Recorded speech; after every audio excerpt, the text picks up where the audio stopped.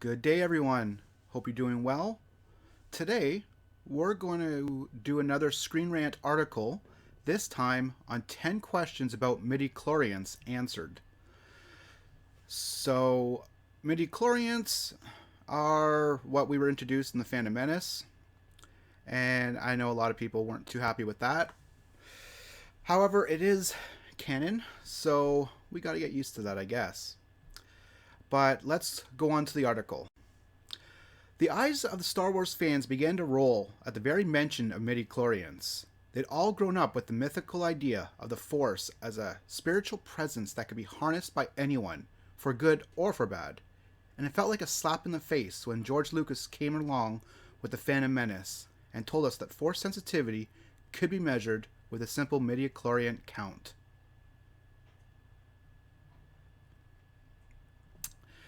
With the Disney's sequel trilogy walking the line between honoring Lucas's creation and trying not to irritate fans with deep pockets, the established mythology of the midichlorians is becoming less and less clear as time goes by.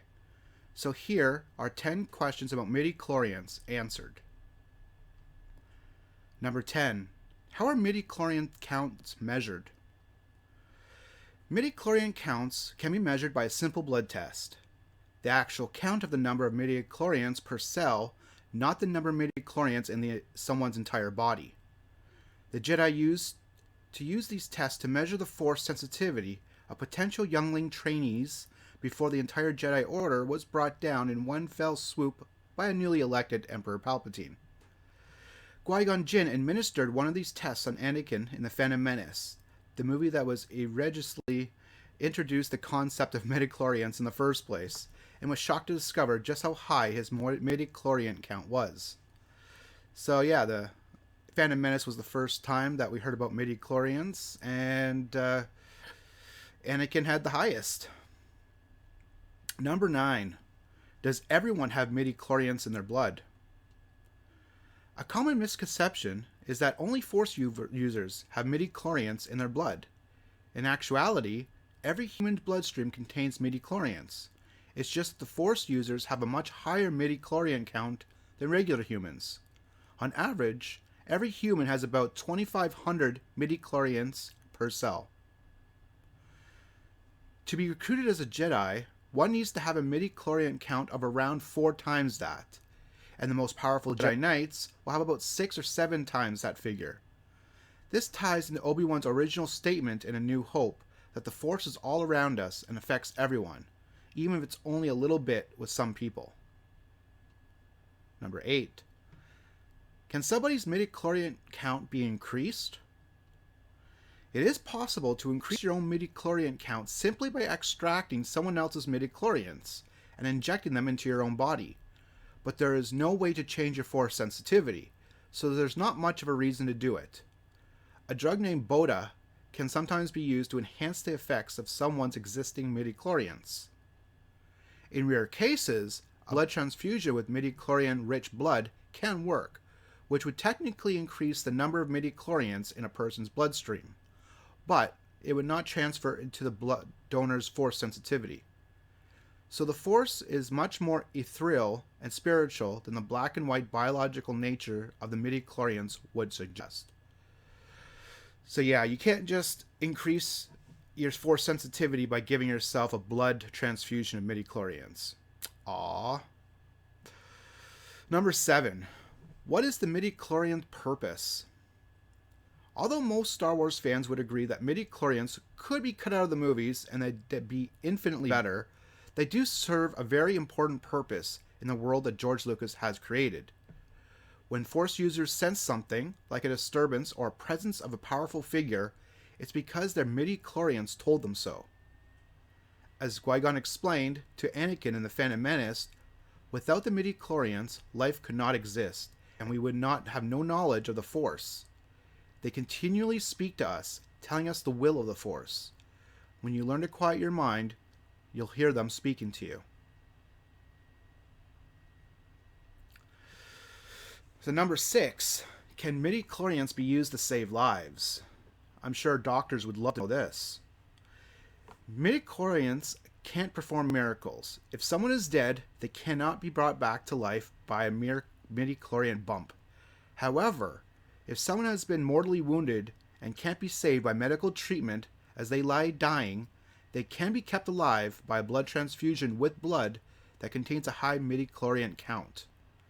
This is how General Grievous managed to stay alive, despite having basically no body parts left aside from a barely beating heart.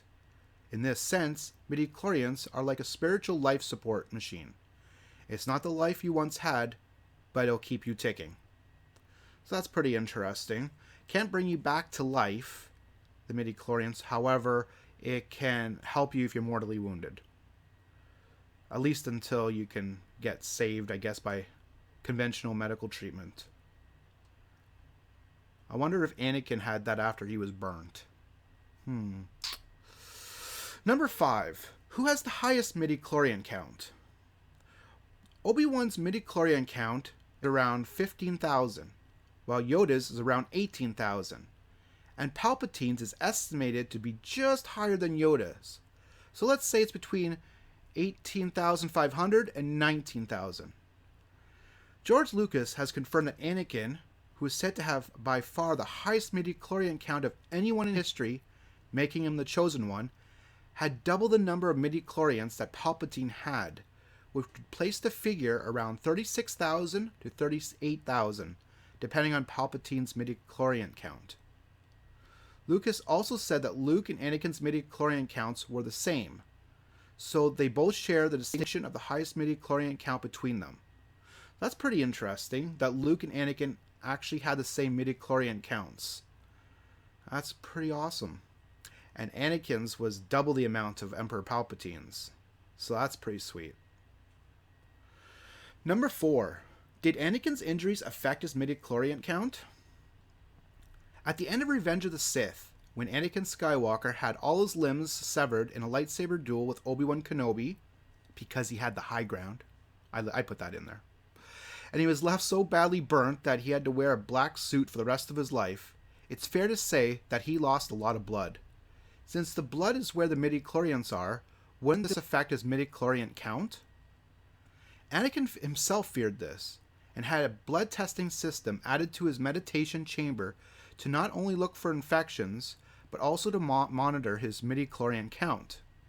If his injuries did affect his midichlorian count, they didn't affect it much, since he still bested Luke, his son, with the same astronomical midichlorian count in combat twice. Did Anakin beat him twice? I know he beat him in Empire Strikes Back, but didn't Luke beat him in Return of the Jedi? Or did Anakin let him win? Alright. Number 3.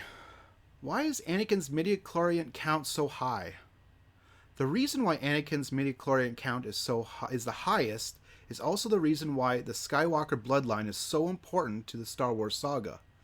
In a scene that was cut from Revenge of the Sith, Palpatine explained to Anakin that he manipulated the midichlorians in his mother's womb to create the perfect apprentice. Essentially, he was his father. Lucas cut the scene to avoid rehashing the "I am your father" reveal from The Empire Strikes Back, but some fans still take the scene as canon, and with Palpatine returning in The Rise of Skywalker, J.J. Abrams will likely be making it canon. That could be interesting if Abrams makes it canon. Number 2. How is it possible to create life from midichlorians? Although the part of the pivotal scene from Revenge of the Sith is which Palpatine tells Anakin that his father was cut, the part where Palpatine explains the ability to create new life from midichlorians was left in.